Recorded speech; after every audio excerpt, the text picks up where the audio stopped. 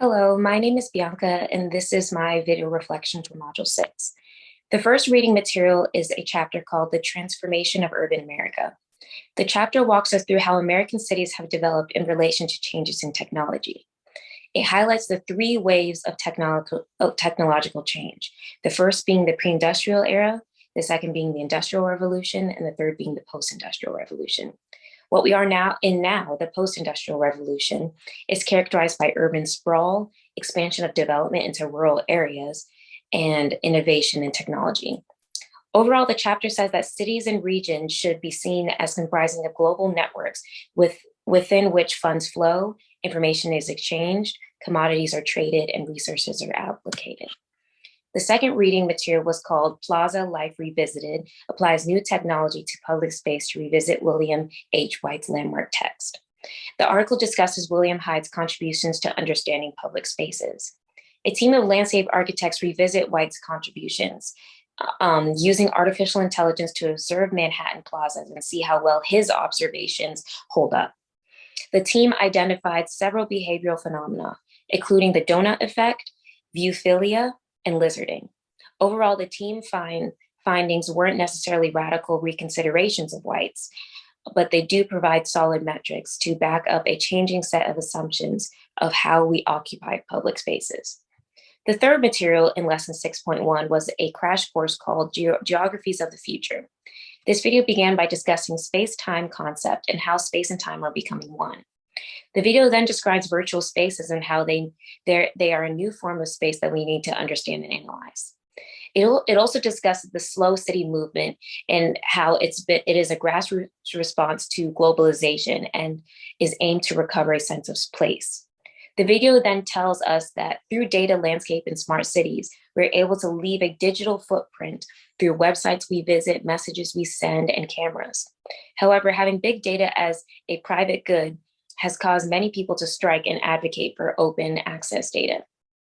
The video wraps up by introducing geoengineering technologies, such as carbon capture and solar radiation management, and how they require advanced technological capabilities and can come with many risks. The last required material from lesson 6.1 was the guest lecture, The Ghost Road Beyond the Driverless Car.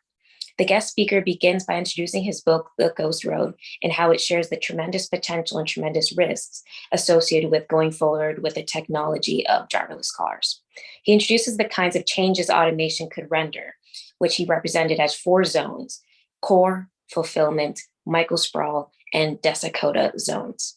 He makes a point at the end of the whole a lecture that the point of this is to really nurture the narrative that automated mobility will bend to the values and goals that we articulate and what we want cities to look like.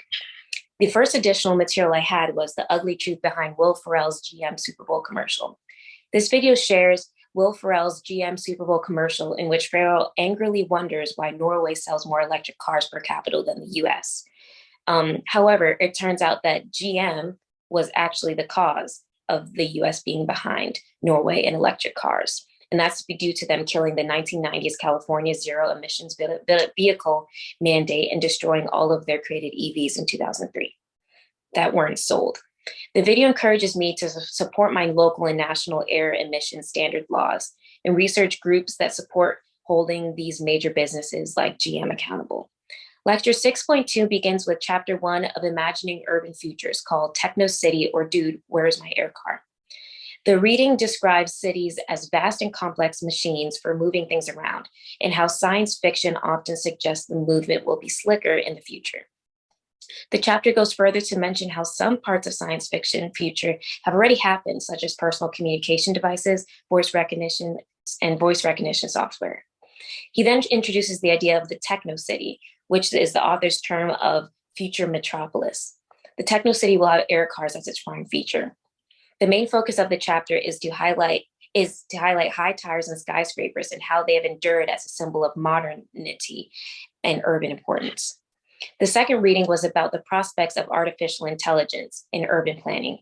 The article finds that there is a sophisticated and growing literature about AI methods for urban planning and that it can have major impacts in urban planning. The literature review had results suggesting that planners see transportation, demographic analysis, and other data-intensive planning tasks as being the most likely areas that AI can or will be utilized. Overall, the survey also just suggests that the level of knowledge about AI in urban planning is low. Overall, the article revealed to me that urban planning is in the early stages of innovation adoption, and it is something I should look out for and become versed in the coming years of my career.